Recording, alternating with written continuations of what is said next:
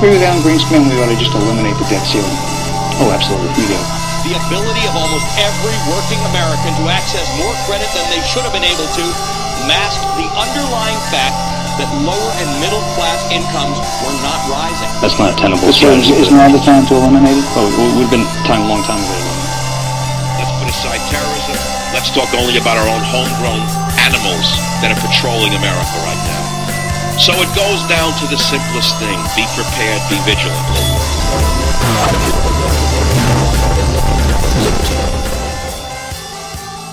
I would say that McCarthy, the five white guys, I call them, I said, you gonna open a hamburger stand next or what? That could have been done 4 months ago. The very idea that this week they're saying, oh, why don't we get 4 white guys and General Kelly to come and do this? You have to understand, in our caucus, we are blessed with great diversity.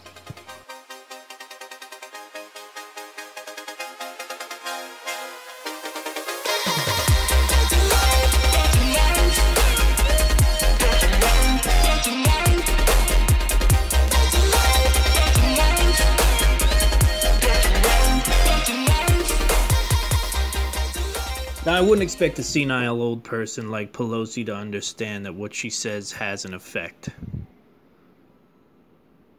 In fact, I wouldn't expect most people in this insane nation to understand that when they use the word white, when they use the word white guys, or the words white guys, when they use words like white privilege, when they use words like whiteness, I wouldn't expect them to understand that maybe not today, maybe not tomorrow. But over time, as years go on, and things get tough and times get hard, it becomes very easy to take all of this history, all of this news, all of this speech, and compound it together to create a boogeyman. In the same way it was done in World War II. The same way that was done in Nazi Germany. It's an ugly thing to say, because it'll never reach that point. It'll never reach that point. And for those of you out there, the real sick ones who are hoping it'll reach that point, let me promise you it'll never reach that point. But I needed a show to break down the madness. And that's what this show is going to be. You know, sometimes we do uplifting shows about entrepreneurship. And sometimes we do funny shows about idiots.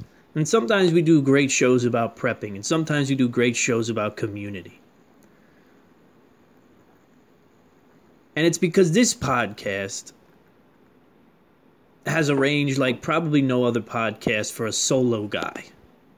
Right? I don't know of another podcast with a host who can hit the range that I can hit on topics. On any topic, anything. You throw it at me, anything, I can break it down, figure it out. That's just what I like to do. I've always been that way. I'm not patting myself on the back. I'm just telling you the facts about what the show's all about. But every once in a while, I have to do one of these shows where I break down the core of what's going on in this nation. Not the core of what's going on in this nation, but I have to break down the walls that are being put up by maniacs, by complete and total maniacs. Right? The constant attacks on white people, on white children in elementary schools, on white children on campuses, on white men in business. There's a large group of people in this world who believe that it's impossible to attack white people. They believe it's impossible to be racist against white people. They believe it's impossible for anything to go wrong for a white person in America today. And while that may seem just to some people today, while that may seem like we're balancing the scales because for some reason it seems like white people are the only ones who can be lumped in to one group and their actions categorized and you know, melted down into a or that is just white. And every white person is connected, and every white person's sins are connected, and every white person's horrible deeds of the past are connected, and just because we share a skin color means we are all the same. We are all exactly the same. We are all given the same privileges. We are all given the same special treatments no matter where we go. This is our country. We run the economics. We run everything, and everything is easy for the white man. It's getting old. It's getting the attacks on white people are driving people out of their mind. They're driving me out of my mind. Because I have skin in this game. Don't you understand? When I do a topic like this, it is not to detract from any other race. A lot of you don't know me on a personal level, but everybody who does know me on a personal level know that there's no racism here. Right? There's no racism here. The way I am in reality is face value. That's how I take people. If you want to destroy yourself in my face, I'm not a big talker, but I always say hello. I always say hello, and I'll always help you out. It doesn't matter who you are, what you look like, doesn't matter. And then I'll listen to you as well. That's what I am. That's who I am. I enjoy the company of people, and I do not run from any demographic. I just don't. And I never have. So when I get on this show and I start talking about the trials of the white man in particular, the white boy, the white children, it's not some sort of attack or detraction from other races. It stems from the fact that I have a white family. It stems from the fact that I am in love with white people that I want to see succeed. Don't you understand? At a certain point, you have to defend what is being attacked that is uniquely yours. At a certain point, you have to defend what is yours. And what is mine are two white boys, two white children who are going to one day walk through a world where people in the highest office have begun to poke fun at white guys. And they begin to use comments like Pelosi in marginalizing white people and white guys. And this idea that we're all General McChrystals and that we're all Steny Hoyers and that we're all the same is absolutely dangerous. It's absolutely dangerous. So we're going to talk about white people. We're going to talk about white privilege today. We're going to talk about my theory that old white rich men should be the only people allowed to run the country. Yeah, I said it. But let me explain it before you go crazy. Because I know that sounds like something that is terribly racist. But you know what? I'll explain it right now. No point in holding it for later. Donald Trump's presidency has taught me one thing. If we're going to go on with a feeble-minded presidency to begin with, this idea that we need to split the nation in half every other year with candidates and with problems and issues, and we need to divide this country to have a presidential race that lasts 2 years longer than it should. And if we're going to go through this painful idea that one man should be the face of the nation, and no one's ever going to be happy with him. We're a rebellious people. We're a rebellious people to begin with. If we move into the future with a situation like this where we believe that we need one president, one ring to rule them all, and I know the executive and the judicial and the blah, blah, blah, don't lecture me, but I'm telling you, if we're going to go this route, then I want that man, yes, man, I want that man who's running the country to be able to be shit on the way that Donald Trump is being shit on. I want to make sure that the person running the country can catch all of the hell that the American people want to throw at them. I want every action that they make to be questioned. I want every move that they make to be questioned because we're a free people. And that's what we should be able to do. And what watching Donald Trump's presidency has taught me is that, and watching it back up to Barack Obama's, I want an old white man in office so he can be berated to the fullest. Because only old rich white men can be berated to the fullest. You want to argue that? If we have a woman in office, then she has a shield. She has the shield that she's the first woman, and she's a woman, and she's a part of a minority group, so that group was going to have her back. And it's not a good way to look at freedom. It's not a good way to run democracy. You can't hypnotize a group of people based on, gender or race. And the old rich white man has been so...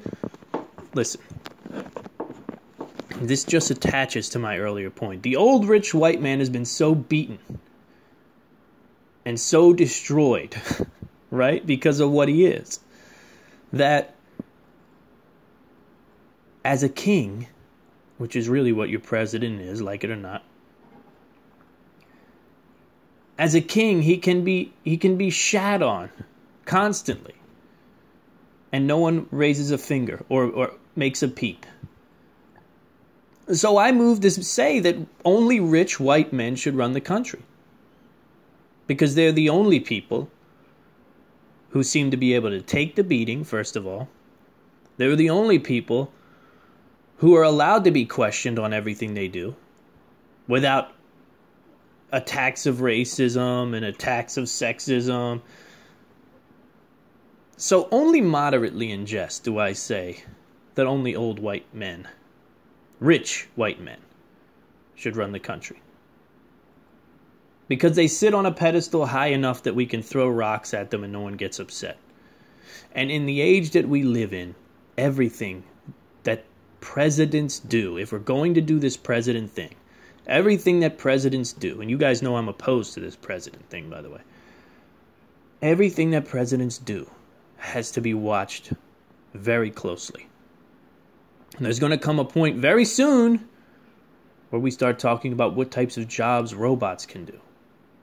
There's going to become a time very soon when we start to talk about how do people get paid? How do people live in this nation? What type of economic model do we use in a nation where robots are doing much of the labor? This is coming 20 years, 30 years max. And if we are tight-lipped because the president is a woman, or if we're tight-lipped because the president is a Muslim, or if we're tight-lipped because the president is a black person, then we're going to make bad decisions as a nation. And at the end of the day, for a man who loves America and loves the American people on a whole, I do. I like people. I like interacting. There was a time in high school when I hated everything. Pubescent, the whole thing. But I've come to the realization that I do like people. It takes a lot for me to not like you. And I want to see people succeed. And I get terrified. Terrified. When I see the situation that I'm seeing, where even people in the highest levels of our government are mocking white men. I can't bring it up. I can't bring it up, huh? Well, I'm going to bring it up, and we're going to talk more about it. I've got another article for you from the week that we're going to get to. It's called The Dawn of American Socialism, and it's so insane. You won't even believe it. I'm also going to talk to you about escaping social media, because it's on my mind. While more and more people are flocking to social media, yours truly is honestly thinking about just dropping out altogether. I'm thinking about closing Facebook. I'm thinking about living a life without Facebook, without Twitter completely. I like creating content. That's one of my problems. One of my problems is that I like to create content. And I'm thinking about doing a little more research into YouTube, and I may focus a lot of my efforts on YouTube. My podcast is posted there automatically. And that may be where I push my efforts. Because even though there's a moderate amount of banning of content on YouTube, it's nothing like what's happening with Facebook and Twitter. And what will happen. And I've really reached a point where I don't want anyone in control of my income the way that a Facebook and a Twitter can be. There are people who run entire businesses off of Facebook and Twitter. Sales. Sales to followers and things of that nature. I just don't like the grip is tightening. So my question to you is, should we leave social media? Should we leave social media for freedom at a time when the grip is tightening? Because the grip's only going to get tighter. What you can and can't say is only going to get more limited. It's a terrifying thing. Maybe steam it. Maybe steam it is where I go to get my creative juices out. You know, a website is one thing, but it's a very interesting thing that's on my mind. Escaping social media. And I would be lying if I didn't say that there's an incredible feeling of liberation. I thought of a crazy idea. What if the people that I really truly interact with on Facebook, right? Because there are people that I truly enjoy seeing their posts. What if I just called them? What if I just went back into time, 10, 15 years, and just called them? And just said, hey, look, social media thing, I'm done with it. It's a wrap. But I'm going to give you a call once a month, twice a month, once a week, depending on who you are and depending on, how much I want to hear from you. Do you think we'd have a better nation for it? I do. I do. And you know what? I think it's good. I don't know if I'm ready to do it now, but I can tell you it's something that I'm contemplating heavily. Because I look into the future of everything. I overanalyze everything. And I see a world where social media gets its barbed hooks in you and it can't get it out. Honestly. It's close. I mean, it's close. The convenience, right? You go to sign up for anything nowadays. You can either sign up or you can just sign in real quick with Facebook.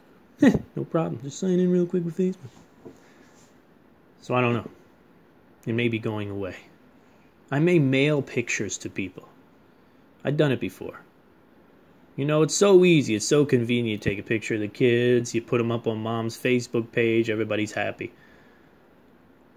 But what do you know about life? What do I know about life? What do we know about life? We know that struggle and challenge is what makes good people. Social media's never made me money. I've never even been very successful on social media. You know? And I used to be really upset about it. Now I'm starting to wonder, because so many things in my life have gone this way, where I've said, God, I wish I'd just be better at this. I just wish this was better. If this were just better, then I'd be so much happier. And then in a year, 2 years, I go, oh, okay, yeah, there was something here. Because I wasn't supposed to be here. I wasn't supposed to be working here. I wasn't supposed to be doing this to begin with. That's why it didn't work out. And I'm seeing those same signs with social media. So it's a culmination of things. You understand? It's a culmination of things. And my question to you is, should we leave social media? Should we leave it for freedom before the talons get in so deep we can't get them out? You tell me. It's my question to you. Because I know a lot of people who are considering it as well. I know a lot of people who are thinking just like I'm thinking. I'm not going to come out and defend the president on anything. We're not going to talk about his remarks on Haiti or whatever it is. Listen. Old rich white men rule the world. And that's the way it should be, honestly. Because when a man comes out and says something crazy like this, we can destroy him. That's what's important. Now listen. If you don't believe me, you've got the comments from Pelosi. Anderson Cooper came out yesterday and he said Trump's tired of so many black people coming into this country. There's no other demographic you could say that to. None. None. You could never have said on a show like Anderson Cooper's, you could never have said, well, he just really doesn't like southern white guys. You can never say it. You could never. The Daily News has a pile of shit that is supposed to be Donald Trump as the cover. Right? You can never get away with it. Even if they said a vile slur, you can never get away with these things. And when my leader, if I have a leader, I want to be able to do just what the news is doing to Trump right now. First of all, I want a man who can take it, right? And there's no question about it. This man can take it. And I want to be able to do it. I want people to come out and say silly shit like this. McAuliffe says he'd slug Trump. You'd have to pick him up off the floor. Terry McAuliffe says he'd punch him. Why is everybody so tough all of a sudden? Everybody wants to punch the president. It's hilarious to me. But this is the state of affairs. Not really what I want to talk about. Not really what I want to talk about, but I just had to bring it up. Because it all runs hand in hand, and I know some of the stuff we're talking about today is a little, might make you bristle a bit. Twitter shadow banning people, blocking opposing views, Facebook to put cameras and microphones in homes. There's an overstepping of bounds that is happening. There's an overstepping of bounds that is happening. It's only going to happen more. So I'm over at a website called Politichicks. Politichicks. The voice of conservative women and men. I don't know much about these ladies. But Alicia Todd wrote an article that was pretty astounding. It was called My Experience at a White Privilege Meeting. I recently received an email from a local community group which reads in part, the topic of our discussion session will be the impact of racial oppression, privilege, and post-racial liberalism. As you can note almost daily in the national news and is equally frequent in your individual lives, racism rears its head constantly and impacts almost every area of your personal and professional lives. The existence and its impact is determined by what lens you view it through, and often a level of privilege will skew how it's viewed. There is a misperception that because we've had a black president and people of color have had great strides, racism no longer exists. Some have learned to internalize racism and cope effectively, while others suffer in silence and fall victims to its effects. Please come and listen to strong facilitators share your personal story and participate in the discussions of this important topic. So a local community group put together this little session here. And I guess our writer Alicia Todd was brave enough to go experience it and see what it was really all about. And this is important. I mean, this is what journalism actually takes. Go experience something. Not sit on Twitter and then, create a story out of 3 or 4 different links. Now, it looked like it was a pretty terrifying event, if you ask me. I have a dystopian mind. I see the way things like this could go, and I don't like it at all. Let me read a little more. The facilitator began by acknowledging the potential discomfort and warned attendees may have their toes stepped on, but encouraged everyone to be open and honest. Attendees were divided into 5 groups to create soul sculpture to illustrate one-word descriptions and solutions to problems of oppression. Group 1's word was greed. Group 2, stolen birthrights. Group 3, differences. Group 4, frustration. Group 5, the poor.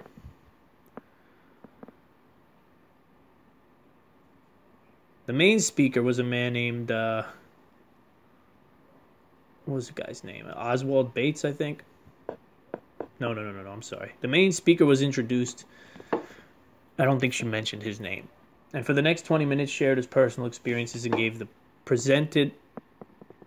what he presented as scientific, psychological, and sociological evidence of white privilege and its devastating effects on the black community. Right? Sadly, whereas the facilitator and community organizer had conducted their segments with directness, honesty, and thoughtfulness, the speaker quickly veered from this approach. The speaker began by stressing emphatically that I do not hate white people, and that one of the big misconceptions about his goals was that he wanted to kill all white people, but then added as an aside, as if that were even possible. You see what is just under the surface with these psychopaths, right? What lies just under the surface? As scientific proof for his statements, the speaker cited incorrectly a test out there to measure hidden bias, the implicit achievement test, which he described as a test for whites, which included a brain scan accompanied by imagery that determined bias against blacks. The group discussion was where it got, I think, the most terrifying. And she goes on to say, finally, it was time for the group discussion. I had planned to ask if blacks could be racist. But there was no need when the speaker declared, only whites can be racist because they have the power and control the economics. The discussion section was unbalanced and bizarre as the speaker's presentation, primarily because it was dominated by the speaker. Whenever an attendee would raise a legitimate issue in need of an honest answer, the speaker would inevitably tie it back to racism. When another black lady asked, how can we go outside of the community until we clean up the inside of the house? Great point. The speaker explained this conundrum by arguing that the blacks in America are tied to the whites at the hip. To illustrate this, he then cited a laughable proof. We know in Anthropology 101 that if you raise a child with giraffes and the child survives a year, it is questionable whether he will walk. We know definitely he will not walk, but we know after 6 months he will begin to mimic the characteristics of the giraffe, being on the top of trees. The human being is unique in that respect. Otherwise, we become part of a culture in which we are immersed. This is deep, folks. This is deep and terrifying stuff, and I thank the woman, Alicia Todd, for creating this article. And visiting. You know, not just saying things. Me, I'm just commenting on things. I haven't even gone to the lengths that she's gone to. Every maladjustment in the African-American personality serves a social, political, economic purpose for the benefit of Europeans. This was an argument.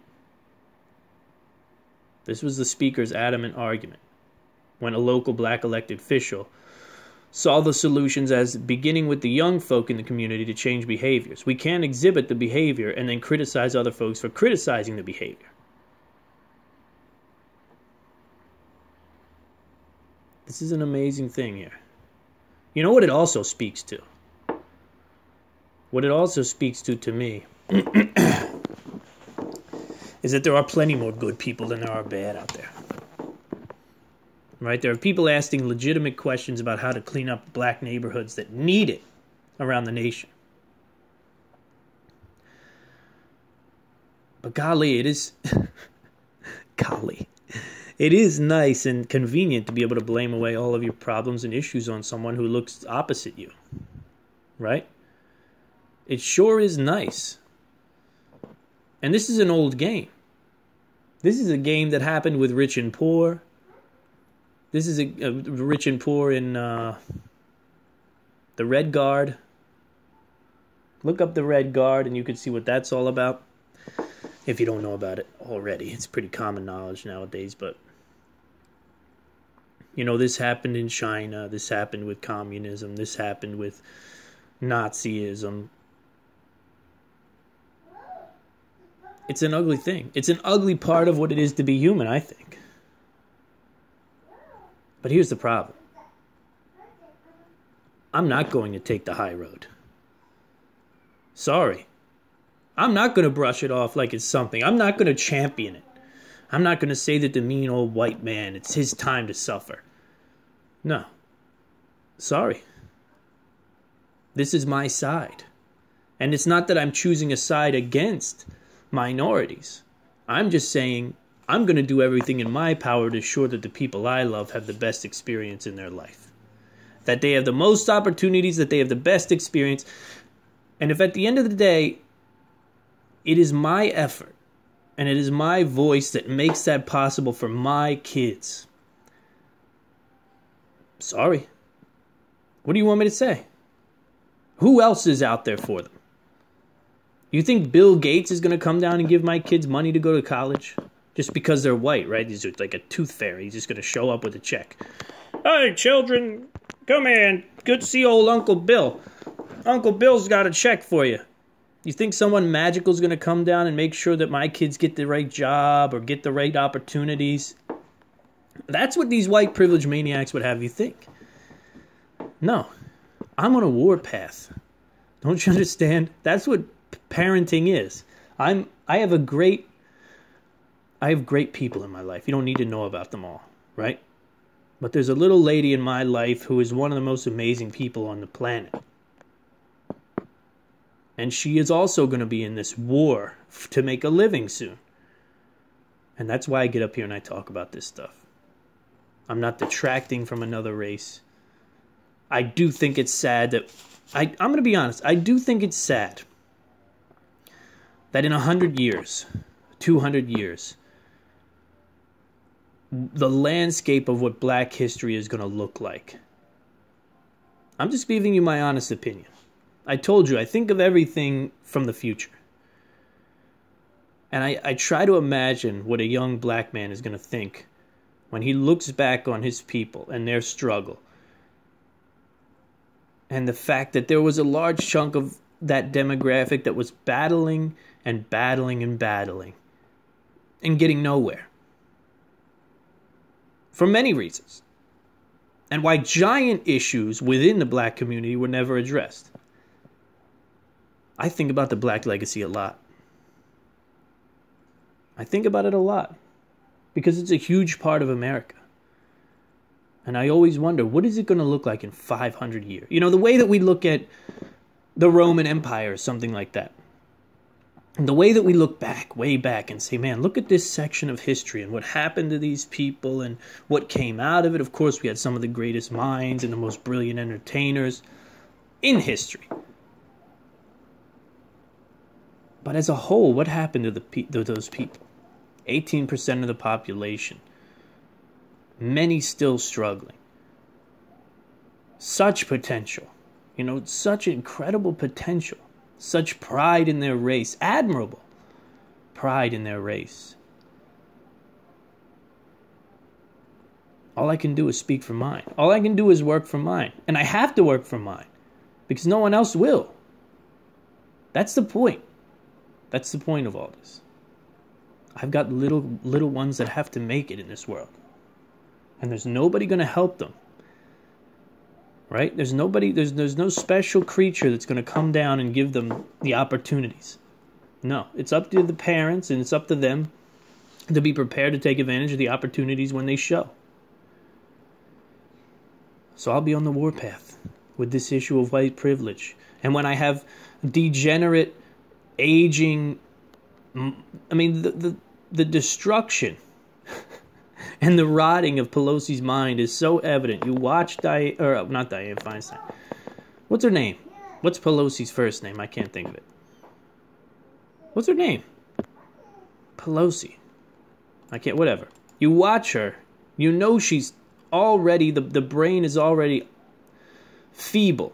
The way she moves, the way she talks, she can't remember anything. She's running the nation. And I've got to watch her berate white, quote-unquote, white guys. Right? Overstepping their bounds again, the white guys. Well, I'm tired of it. And I'm going to talk about it on my show. I'm going to talk about it on my show. That's what I'm going to do. Take it or leave it. Who cares anymore, right? Who cares anymore? We're at a point in time in this country where you have to say what you mean. And mean what you say and live by it. And I have the ability to do that. And I'm going to always do that.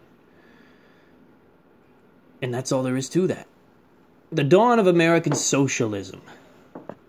From theweek.com. Listen, there's a knot in the nation.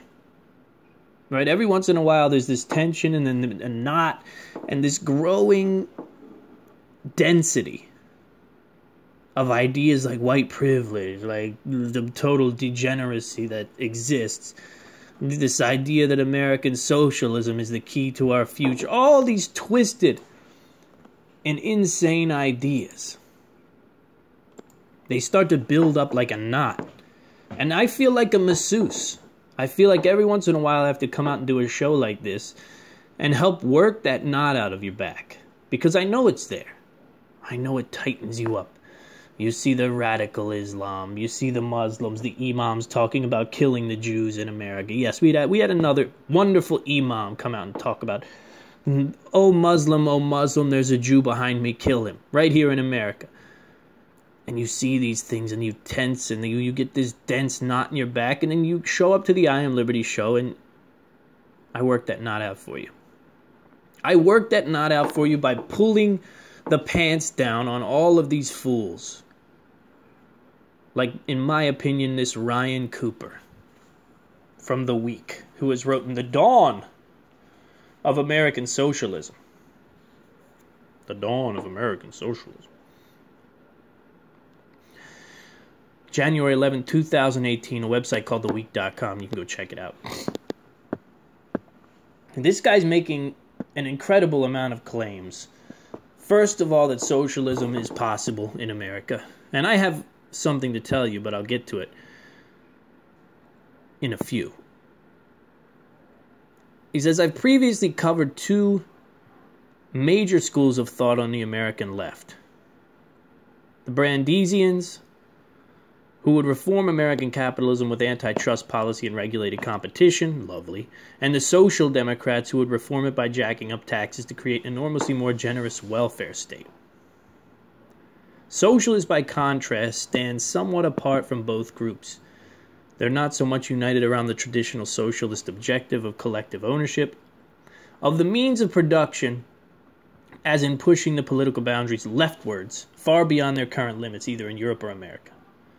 Socialists have yet few truly high-profile adherents. America's most left-wing politician in the top ranks Bernie Sanders, self-identifies as a democratic socialist. This guy is saying that the socialist goal is not to be like what Bernie says, right? And we know what Bernie says is already insane. It's not about bringing America to the top standard. Socialists, the new socialists, the brilliant young socialists, they want to leapfrog past the top. The fact that America is the richest country in the world yet fails to achieve a European standard of decency is a constant refrain. Quote from Bernie Sanders. Socialists aim higher than this. Instead of merely building out a European-style welfare state, they would make it the most generous on the earth. Where it makes sense. They would directly build and own things like housing. So where would they build that housing, you ask? Or at least I asked, which is why I kept looking. Why I kept looking and looking. Now, where is that lovely little section there? Yeah, here we go. This is an answer from our socialist friend. What cities like New York need is a ton of decent new apartments at a reasonable price. Socialists would attack the problem head on by directly building them on public land. Excuse me? They would be modest, but in contrast to the traditional practice of a sharp means test for public housing, they would be open to widespread socioeconomic spectrum and priced accordingly. Hold on, let's rewind to you're going to build on my land. You're going to build. Socialists hate capitalists, right? And one of the biggest problems with capitalists right now, one of the biggest problems with Trump is that he's allowing these public lands to be swallowed up. And our public lands are the most precious things that we have in America, period. So this socialist take is that, yeah, in order to deal with this public housing issue, we'll simply build housing on public lands. Okay, yeah.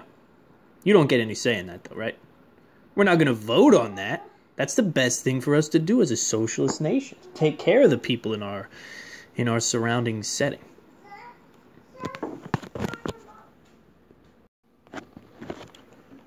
So what else does Mr. Cooper have to say? What other brilliant ideas does he have for socialism? First of all, he makes the claim that socialism has more traction now than we've had since the 1930s. Getting somewhere. Then he goes on to talk about the lovely public transit systems in Europe and how these are some of the things that can be done. Building out or improving state-owned enterprise. Many countries have a state-operated airline or rail network, which generally perform decently. While neglected and underfunded, Amtrak needs work. European state-owned rail generally performs far better and is a much cheaper ride than the privatized British rail. Now, the biggest mistake that all socialists make, I want to tell you that first. The biggest mistake that all socialists make is comparing my nation to Europe. Has Europe seen some immigration? Yeah, they've seen some immigration. Yeah, they have problems. No one sees the level of immigration, illegal and legal, that America does. So when you start comparing monies and socialist programs and building infrastructures and public housing for people who don't even care about the place they live, you have to be very careful about comparing us to Europe, us to Britain. You know what I mean? It's not that simple, Mr. Cooper. One country is not one country, right? America is not an island nation in the middle of the Atlantic there. There are big differences. I don't even want to go into them, right? We look at Europe, we know Europe is a wholly different thing than America because of what we deal with. What else does he have to say? Bernie Sanders does support much public action on housing, but that does not include directly building and owning housing for the masses. This idea of public housing is so insane. I mean, if you want to see something go downhill quick, and the idea that you're going to build it on lands that are owned by the American people, that's what public land is, you know. Public land is land that cannot be bought by capitalists, because capitalists need to have the reins tugged.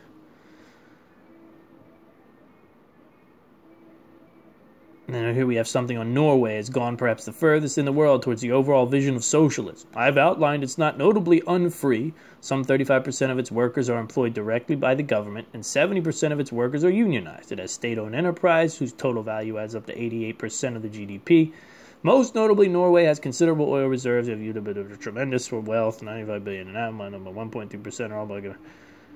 Norway is getting crippled by their immigration problems. And they don't see probably a fifth, not even a tenth of what we deal with in a year. You do understand this, right? Let us experiment boldly and see how perfect we can make this union. Listen.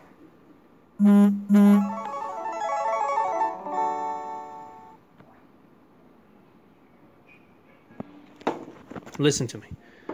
This is a big deal, and I apologize for the whatever. This is a big deal. Because people are going to bite on this in the same way I talked about the other things that people are going to bite on. The only way socialism... You want me to tell you the only way socialism works? Because you're watching it work. Right here in America. You're watching it work. The only way socialism works is when it works with capitalism hand in hand. That's the answer. That's the answer that Marx was afraid to admit. That's the answer that Stalin was afraid to admit because of ego. But when you look at it objectively, you look at a nation that's doing socialism better than any, it's here already. It's here already. Where do these people go to get their medical care? Why do people from all over the nation come here to work? Why do people from all over, or all of the world rather, come here to work, come here to live, come here to stay, come here for medical care, come here for everything? How come you can come here and survive and then even thrive when you have no money, don't speak the language, don't know anything about the nation? It's because we are a blend of capitalism and socialism, caring and compassionate people who pay out the nose in taxes to assure that everyone gets a fair shake, everyone gets taken care of, everyone gets a meal. Who's starving in America? Who's starving in America? Tell me. Because I know more about this issue than you, trust me. And I can tell you there's nobody starving to death here in America. And there's a reason for that. And it's not socialism. It's not the socialist policies of welfare alone. It's not the socialist policies of Social Security. But it's the combination of socialism and capitalism that America has, in my opinion, perfected. Not perfected in a way that it's flawless for everyone, but in a way that, you know what, we're really good at bringing people here and keeping them alive. And if you think you're going to build a utopian society off of socialism, you're out of your mind, Mr. Cooper. But you see, these things get out of hand. They're like a tidal wave. They get out of hand. People go crazy. And before long, you need me to come along and tell you, look, there are groups across this nation that think they have this American experience figured out. They think they have all the answers, whether it be white privilege, socialism, gender pronouns, progressivism, whatever it is. In the management of 350 million people, there are no answers. There are no answers. On a personal level, which is all you can do, to do this thing right, you have to suspend all your rhetoric about whiteness, racism, liberalism, socialism, capitalism. You have to suspend it all. And you just have to be nice to people. You have to be nice to each person you meet. And you make your next move from there. That's all you can do. It's James Walton with the I Am Liberty Show. It's been fun.